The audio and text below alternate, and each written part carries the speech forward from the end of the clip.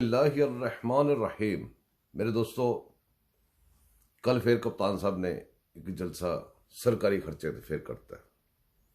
जलसे ਜਿਹੜੀ ਕਿ ਪੁਰਾਣੀਆਂ दी ਗੱਲਾਂ सुन लो ਤੁਸੀਂ ਉਹਦੇ ਤੇ ਕਹਿੰਦਾ ਹੁੰਦਾ ਸੀ कि भी हुकूमतें भी कभी जलसे करती हैं, या अपोजिशन का हक होता है, अपोजिशन जलसे किया करती है, जलसे जुलूस। बहरहाल इसकी जो बात होती है ना, जो जिसको हम कहें कि जी कोई नॉर्मल बंदा बात कर रहा है, वो नॉर्मल बंदा नहीं है। उसको इस तरह ना लिया करेंगे ये नॉर्मल बंदा है। मेरे दोस्तों, इस वक्त मुल्क की सूरत हाल ये है कि अदम एतमाद हो चुका हुआ है। कैसे कि इस बंदे को 2-4 वोटों की अक्सरियत बरतरी थी, तो 30-35-40 बंदे जो है ना, वो ये खुद मान रहा है, उनको नोटिस कर रहा है कि जी ये बंदे बागी हो गए हैं, बागी अरकान, जिनको इसके जो वजीर हैं वो दल्ला कहते हैं, और ये दल्लों का बाप बनता है। कल जलसे में कह रहा था मैं आपका बाप हूं, तो दल्लों का बाप हुआ ना। फिर जब कोई बंदा जाता है तो उसके ऊपर इल्ज़ाम ठोक देता है। बुतान खान इसका नाम सही रखा हुआ है लोगों ने। उसके ऊपर इल्ज़ाम ठोक देता है कि ये बिक गया है, इसने पैसे ले लिए, ये हो गया। दुनिया का कोई इल्ज़ाम नहीं छोड़ते, उसके ऊपर नहीं लगाते। जब वो इनकी तरफ आ जाता है, वो जैसे वो आमतौर पर कहते हैं ड्राई क्लीन में धुल जाता है, उसके ऊपर कोई इल्ज़ाम नहीं रह जाता, कोई उसके ऊपर बुतान नहीं रह जाता, कुछ नहीं रह जाता। वो इसका एक अच्छा बच्चा बन जाता है जब भी कोई बंदा इसके पास आ जाता है। इस वक्त जो सबसे ज्यादा खतरनाक सूरत हाल है, गलती करते चंद लोग, भुगतता है पूरा पाकिस्तान। इस बंदे ने चंद फौजियों को इस्तेमाल किया, जिसकी वजह से हमारा जो बड़ा कीमती एक सरमाया, हमारा सरमाया है वो फौज, उसको इसने सियासत में मुलव्वस करके अपने मुफादात हासिल किए। और एक ग्रुप है जो मैं अक्सर आपको जिक्र कर देता हूं, जिसको मैं गैर आइनी पाकिस्तानी कहता हूं। और वो जो गैर आइनियों का ग्रुप था, उसने इस मुल्क को इतबाह नहीं किया, इस मुल्क का ही नाम नहीं खराब किया। हमारे बहुत हर दिल अजीज जो अदारा फौज है, उसको भी खराब किया। अब जब मजीद खराबी की तरफ बढ़ रहा है, कि हैरानगी की बात यह है कि दुनिया में जब भी कोई बात होती है ना, फौजी मुदाखलत से जनाब फलां गवर्नमेंट गिर गई, सारे लोग कहते हैं जी फौजी मुदाखलत से वो बेनज़ीर की हुकूमत चली गई थी, फौजी मुदाखलत से नवाज शरीफ की चली गई थी, इतनी दफ़ा फौजी मुदाखलत से ये हो गया, वो हो गया। सारी आप खबरें सुनते हैं, लेकिन जैसे मैं आपको कहता हूँ अक्सर कि अल्लाह पाक के फजल व करम से पाकिस्तान एक ऐसी जगह पे आ गया है जहाँ पे कभी अपने आप नहीं आ सकता था। इनकी गलत हरकतों से हमारा काम सीधा हो गया। कैसे? ये जिंदगी में पहली दफा हो रहा है कि फौज न्यूट्रल हो रही है और इसकी हुकूमत गिर रही है। कैसी बात है, हैरानगी की बात है। और अब ये कहता है जो उसको कि आप न्यूट्रल ना हो। अच्छा, अब सारी दुनिया कह रही है कि फौज को न्यूट्रल होना चाहिए, और ये कह रहा है फौज को, खबरों में आ रहा है कि उधर से ये रोहिल शेर को बुला के GHQ भेज रहा है तरले करने के लिए, उधर मुशर्रफ के भी फोन करवा रहा है। कभी ये अपने जो लफाफा साफ़ी हैं, उनके लफाफा साफ़ी और जो नीम पागल जैसे जो MNA MPA जिसके हैं, उनके थ्रू मीडिया में क्या बकवास फैलानी चाह रहा है कि जी फौज जो है ना जी, उसमें आर्मी चीफ की तब्दीली हो रही है। भाई तुम्हारी औकात क्या है कि तुम फौज के अदारे में मुदाखलत करो और उनको बताओ, उनका एक इंस्टीट्यूट है, एक सिस्टम है, वो सिस्टम के मुताबिक जो मर्जी आर्मी चीफ आ जाए। हर बंदे को नुकसान उस वक्त पहुंचता है जब वो अदारे में कुछ घुस बैठिए, पूरा अदारा भी खराब करते हैं और मुल्क भी खराब करते हैं। ये पहली दफा किसी बंदे ने अगर कह ही दिया है कि जी हम न्यूट्रल हैं और न्यूट्रल होकर दिखा भी रहे हैं, तो तुम्हें क्या तकलीफ हो रही है भाई? तुम अपने अदारे देखो जो तुम्हारे अंडर है, तुम अपने अदारों को वो जो तबाह कर दिया तुमने, उनको देखो, अपने वजीरों की जुबानें देखो, तुम वो काम देखो जो तुम्हारे करने वाले हैं। दूसरों के करने वाले कामों में मुदाखलत ना करो। जैसे फौज की मुदाखलत इधर जरूर अच्छी नहीं है, वैसे आपकी मुदाखलत उधर भी ठीक नहीं है। एक इंस्टीट्यूट का सिस्टम है, तुमने आए हो, इलेक्शन हुआ है, कितने साल बैठोगे भाई? वज़ीर आज़म आते रहेंगे जाते रहेंगे, वो अदारे का जो इंटरनल सिस्टम है उसको तो टच ना करो। फौज के ऊपर जो भी हम में से बंदा तनकीद करता है, उस चीज पे तनकीद करता है कि सियासत में मुदाखलत ना हो।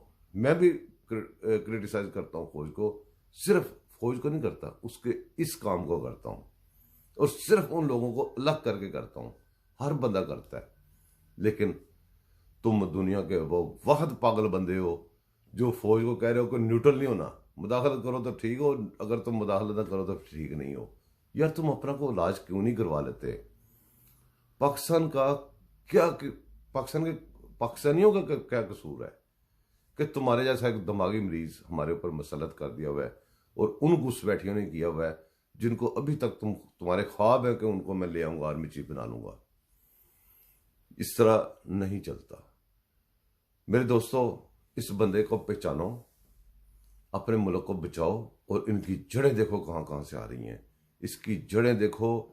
जो जब वो हमारे वो मौलाना साहब कहते हैं ना यहूदी एजेंट, तो बड़ा गुस्सा लगता है हर बंदे को। हर बंदा कहता है इसको यहूदी एजेंट ना कहो जी। यहूदी एजेंट क्यों कहते हो जी? भाई साबित होता है ना यहूदी एजेंट, आपके सामने पड़ी हुई है ना बात, कहां कहां से फोन आ रहे हैं, कहां कहां से सपोर्टें मिल रही हैं।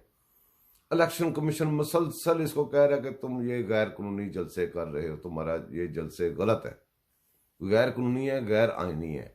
और इसका अटैक मुसलसल सिर्फ पाकिस्तान पे नहीं है, इसका खास तौर पे अटैक है पाकिस्तान के आइन और कानून पे। क्यों? मैं फिर वही का बात कहूंगा कि ये आइन और कानून का दुश्मन है असल में, क्योंकि कानून और आइन इनको नहीं मानता और आइन को ये नहीं मानते। इनकी जंग हमारे आइन से है। ये बंदा इस तरह आसानी से जान नहीं छोड़ेगा जैसे आप समझ रहे हैं। अब उसके पास अक्सरियत नहीं है, तो सरकारी मशीनरी वो यूज कर रहा है, कौमी खजाना वो यूज कर रहा है। उसके ऊपर मॉरल तो आप बात ही ना करें कि भाई मॉरल सपोर्ट यूं फलाम, वो तो बात ही ना आप करें, वो तो इससे बहुत दूर है। इस बंदे ने प्रॉपर कब्जा किया हुआ है इस वक्त, प्रॉपर कब्जा किया, और गालियां बक रहा है। इसके वजीर गालियां बक रहे हैं। आप अंदाजा करें कि वजीर इनका कहता है कि जो मुनहरफ या नराज अल खान है वो दल्ले हैं, और ये जलसे में खड़ा हो कहता है कि मैं आपका बाप हूं। दल्लों का बाप है मतलब है। इसको किसी गाली का, इसको किसी बात का कोई असर नहीं है। ये इसने कैसे कैसे आपको बकवासें की थी, मुंह अजीब अजीब बना बना के। इतनी सी लोग मुझे कह देंगे जब भी गो इमरान गो तो मैं चला जाऊंगा। देखो इसकी हर मुंह से निकली हुई बात अल्लाह ताला ने इसको जलील करवाया, और मजीद हो रहा है। इसके मुकद्दर में स्वाय जलालत के कुछ नहीं है। क्यों? ये जो पाकिस्तान है इस पे अल्लाह ताला की ऐसी करमनवाजी, इसको को जितना भी कोई नुकसान पहुंचा ले, जो भी कर ले, एक तो इसको फर्क नहीं पड़ता, अल्लाह का शुक्र है। दूसरी बात, जो भी इसके नुकसान में एक कदम भी आगे चलता है वो दुनिया के सामने पहले जलीलो ख्वार होता है और फिर वो मरता है। अब मैं आपको एक बंदे की बात याद कराऊंगा, आप भूल जाते हैं। आपकी याददाश्त मेरी भी काफी कमजोर है, आपको भी बहुत सारे कमजोर है। एक बंदा था मौलाना समीउल हक, शायद आपको याद हो, जिसको इसने शायद इसने या इसके साथियों ने मतलब कि फारग कर दिया था। जैसे कभी किसी पे कोरोना डाल देते हैं, कभी वो बंदे नहीं मिलते, कातिल नहीं मिलते, जो कुछ बनता है आपके सामने है। उस बंदे के एक सुनहरी लफ्ज है उसके आखिरी तकरीर में, शायद आखिरी थी बिल्कुल, उसने कहा था कि इमरान खान तुम जलीलो ख्वार होकर निकलोगे। अब देखो जलीलो ख्वार तो हो चुका है, सिर्फ निकलने बाकी है। जो बंदे हकीम सईद की किताब देख लें, कितने साल पहले लिखी थी, डॉक्टर इसरार की बातें सुने उसे कितने साल पहले कही थी। जो बंदे अल्लाह वाले होते हैं या नजर रखते हैं, आप उसको कुछ भी कह लें किसी भी तरीके से, लेकिन यकीन करें वो बातें सुनहरी अल्फाजों से लिखने वाली होती हैं। हमारा पाकिस्तान, हमें जब भी कहा जाता है जब हमें पाकिस्तान की जरूरत पड़ती है तो हम एक ही बात सुनते हैं, पाकिस्तान एक नाजुक मोड़ से गुजर रहा है। और खुदा का नाम है और तुम नाजुक मोड़ से गुजर रहे होते हो, पाकिस्तान अपना ठीक डगर पे मगन होता है। तुम खुद भी डिस्टर्ब होते हो और पाकिस्तान को भी डिस्टर्ब करते हो। मैं अपने सारे पाकिस्तानियों को, जो पाकिस्तान के अंदर रहते हैं, जो बाहर रहते हैं, जो बाहर रहते हैं उनको तो उनके लिए यकीन करें, आप लोग पाकिस्तान में बैठ के सोचते हैं ना कि बड़े दरख्तों से पैसे उतार रहे हैं। जब को फोन करे तो उसको हालचाल पूछते, साथ ही आप कहते हैं एक आईफोन भेज दो, एक फलां चीज भेज दो। आपको पता है एक कैद होती है, एक मीठी कैद होती है। इन लोगों ने पता नहीं किस किस चीज में सेक्रीफाइस किया, किस किस चीज में कुर्बानियां दी हुई हैं, आप सोच नहीं सकते। आप अपने घर से निकल के ना अपने शहर से दूसरे शहर जाके 2 दिन भटक के दिखा दें मुझे, आपको अंदाजा हो जाएगा कि हम कहाँ खड़े हुए हैं। हजारों मील दूर अपने मुल्क को छोड़ के, बेयारों मददगार, कोई सपोर्ट नहीं। कई बेचारे आते हैं, छुप के रहते हैं बड़े बड़ी देर, काम भी करते हैं, छुपते भी हैं। ना उनको मेडिकल की सहूलतें, ना उनको किसी चीज और चीज की सहूलतें। बीमार होना है तो घर में पड़े रहना है। आपको ऐसी ऐसी स्टोरियां मिलेंगी, बेचारे जो पैदल पैदल वहां से जान बचा के निकलते हैं अपना फ्यूचर ढूंढने। मैं अगर रोता हूँ ना ओवरसीज पाकिस्तान की, मैं इसलिए नहीं, मैं अपने ओवरसीज पाकिस्तान की स्टोरी सुनता हूँ। मैं कुछ अर्सा पहले ग्रीस गया। ग्रीस में एथेंस में ना मेरा एक दोस्त रहता था, मैं उसके साथ उसके घर में कोई 8-10 दिन रहा हूँगा, वैसे घूमने फिरने गया था। तो वहां पे ना कोई 2-4 लड़के रहते थे, उनके आगे दोस्त थे काफी सारे। तो वो शाम को ना सारे लड़के उसी घर में इकट्ठे होते थे जहां पे मैं रह रहा था। उन्होंने बड़ा मुझे बेड शेड लगा के कमरे में दिया, बड़ी खातर सेवा की, थैंक यू वेरी मच उनका। तो उस रूम में मैं बैठा था, शाम को ना बाहर थोड़ा शोर शराबा होता था। तो मैं देखता था काफी सारे लड़के आके बैठ गए हैं, जवान, बड़े बड़े प्यारे माशाल्लाह खूबसूरत माओ के बच्चे उधर बैठे होते थे। तो आपस में बातें गपशप, कुछ तो दिल लगाना है ना उन्होंने, तो बैठे होते थे। मैं जब भी शोर सुनता था ना, मैंने एक दिन पहले देखो, मैं भाग के बाहर आ जाता था, उनके अंदर बैठ जाता था आके, तो उनकी बातें सुनने लग जाता था। वो मुझे कहते थे आप मुझे को बात सुनाए, मैंने कहा थोड़ी बहुत बातें सुना के ना, मैं उनको कहता यार आप बात जारी रखो। वो बातें करते डंकीस की। डंकी किसे कहते हैं? डंकी कहते हैं एजेंटों को पैसे देके ये लोग वहां से पैदल आते हैं, पैदल पाकिस्तान से चल के ग्रीस पहुंचते हैं। आप माइलेज गिने, माली देखें, और आप एक शहर से दूसरे शहर जाना और टैक्सी लेके जाते हैं, और कितना फिर भी आप थक जाते हैं। अब बस पे लाहौर से वो आए ना, दूसरे शहर से जाके कुछ सामान खरीद के ले आए, तो आप मालिशें करवा रहे होते हैं और थक गए होते हैं। यकीन करें वो माओ के बच्चे बेयारों मददगार पहाड़ियों में, वहां पे जैसे जहां पे जानवर होते हैं, जहां पे इंसान बहुत कम होते हैं, वहां पे ये चल के आ रहे होते हैं। पहाड़ियों पे, बर्फों में, समुद्रों में, कंटेनर्स के अंदर बंद होके, ऐसी ऐसी जगह पे घुस के बेचारे। और जब कोई कश्ती वगैरह में बैठते हैं तो कश्ती डूबने लगती है। कश्ती इतनी कैपेसिटी नहीं होती, बहुत सारे लोग बैठा लेते हैं, तो यकीन करें बंदे अपनी कश्ती को बचाने के लिए बंदों को समुद्र में फेंक देते हैं, तब कश्ती बच जाए। ऐसी ऐसी दास्तानें हैं कि आप सोच नहीं सकते। और फिर हम जब आके रोटी पानी खाने के बराबर हो जाते हैं, हमारे बच्चे यहाँ पे, वो जो माओ ने बड़े प्यार से पाले होते हैं, और जिसको रात को एक दफा वो थोड़ी सी आवाज निकाले और माएँ तड़प जाती हैं, वो बेयार मददगार बेचारे आ रहते हैं। और गैर मुल्क में आके अपनी तबाही और बर्बादी को समेटने के लिए, तबाही बर्बादी की किसने होती है, वो किसकी वजह से निकले होते हैं? वो इन डाकुओं की वजह से निकले होते हैं। ये जो डाकू आज इमरान खान खड़ा हुआ है, ये सारा आप कहते समेट के ना एक शक्ल बन गई है।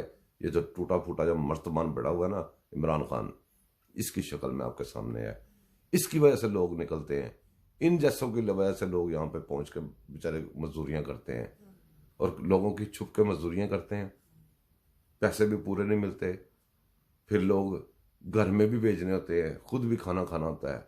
कितने कितने सालों के बाद कोई किस तरीके से बेचारा डॉक्यूमेंट्स ले रहा है, कोई किस तरीके से ले रहा है, आपको अंदाजा ही नहीं है। हम लोग किसके डसे हुए हैं। हम लोग जहाँ पे आके बैठे हुए, हम आपको देखने में तो बड़ा अच्छा लगता है, जब हम आए हैं गाड़ी बुक कराई है, हम भाई बड़ी बड़ी देर पैसे जमा करके हॉलीडेज के पैसे जमा करते हैं, फिर वहां पे आके याशी करते हैं। जब वहां से होके आते हैं तो ये समझ लो जैसे उधर आपके जो एक थर्ड क्लास सा बंदा है, वैसे हम रहते हैं। हम जैसे भी रहे, जो भी रहे, फिर भी हमारे दिल में यार पाकिस्तान का प्यार होता है, इतना कुछ होने के बावजूद भी।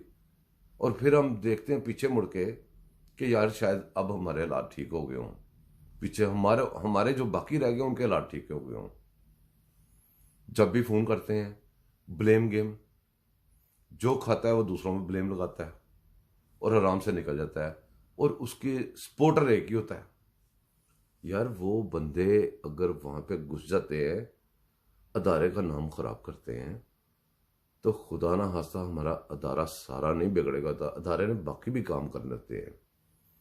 एक एक डिसिप्लिन है जिसको आप अच्छा कह लें बुरा कह लें, उस डिसिप्लिन को इस्तेमाल करते हैं ये लोग। उस डिसिप्लिन की वजह से ये लोग हमारे ऊपर तबैयां बेचाते हैं।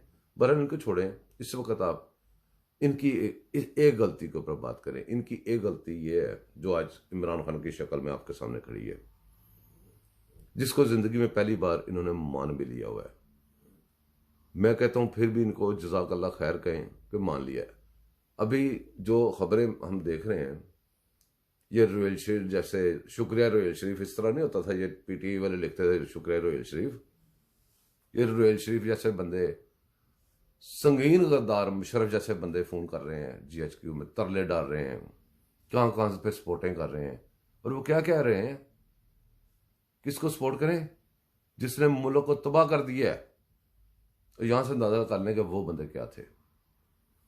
जिसकी सपोर्ट कर रहे हैं वहां से अंदाजा कर लें कि वो खुद क्या थे। वो यही थे, ये वही प्लान है, उसी के चक्कर में है सारे। जब ये छोड़ते हैं, कुछ ना कुछ लेके छोड़ते हैं। रोहित शरीफ ने बाहर की भी जॉब ली थी और यहां से एनओसी लिया था। एनओसी के बगैर ये जॉब नहीं कर सकता था। मुशर्रफ गया तो कैसे गया, आपने कैसे निकाला है? और वो बीमारी का इलाज वो भगोड़ा नहीं है। कभी किसी ने कहा है वो भगोड़ा है? वो भगोड़ा, सबसे बड़ा भगोड़ा परवेज मुशर्रफ है। उसने भगोड़ा होके हमारे फौज का नाम भी खराब किया हुआ है, क्योंकि फौजी तो भागता ही नहीं है। वो तो कहता था मैं कमांडो हूं, और कमांडो का बच्चा वापस क्यों नहीं जाता? अब हर बंदा कहता है इधर बैठे सारा दिन ये बकवास कर रहे हैं, और नवाज शरीफ वापस क्यों नहीं जाता, फलाना वापस क्यों नहीं आता? वो कंजर के बच्चों, वो आपका बाप परवेज मुशर्रफ संगीन गद्दार जिसको सजाएं हुई हैं, वो क्यों नहीं जाता? क्यों नहीं जाके फेस करता? तो खुदा का नाम है यार, कुछ सीधी तरह सोचना शुरू करो। बहरहाल हम यहां पे बैठे शोर इसलिए कर रहे हैं, हमें एहसास है। हमें एहसास ना हो तो मुझे क्या मिलता है जी, ये हम बैठ के मैं शोर करूं? हम लोग यहां पे बैठ के एहसास करते हैं, उस एहसास की वजह से बोलते हैं, और ये हमारे ऊपर एक अपने कुत्ते भौंकने वाले और काटने वाले छोड़ते हैं। हम उन कुत्तों को इग्नोर करते हैं।